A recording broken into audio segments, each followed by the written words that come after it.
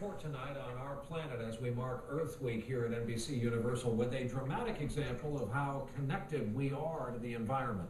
Effective cancer treatments are being discovered. More than that, their building blocks come from the ocean, which is just one more reason to protect it. Our Chief Environmental Affairs correspondent, Ann Thompson, has our report tonight from Key West, Florida. The kaleidoscope of life in the coral reefs just under the turquoise waters of the Florida Keys is a magnet for tourists. Does all this actually help you preserve the reef? I think ultimately it does. People become advocates for the reefs that they've had experiences with.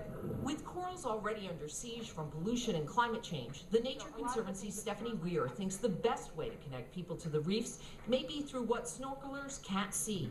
The chemistry that helps corals and sponges survive may help people too.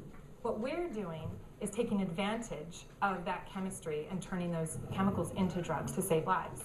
Scientists think the reefs could yield new therapies for Alzheimer's disease, Parkinson's, and lupus, all because of the success they've already had developing drugs for cancer.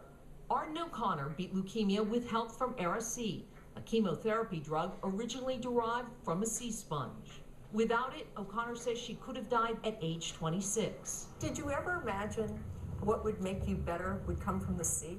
Not at all. I've spent most of my life swimming in the ocean, but absolutely didn't assume it would have anything to do with my cancer. Without the reefs and without doing that biodiversity conservation, we have no starting points. Dr. Edward Sood develops new drugs at ESA, a lab that produced Halaven, recently approved for late-stage breast cancer.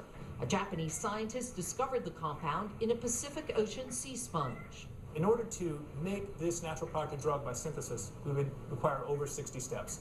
And the typical drug is about 10 steps or less. Scientists need just a small sample from the reefs to unlock the mysteries, but they do need the reefs. It's like the New York City of the oceans. It's where everything is happening. Hustle, bustle, neon lights.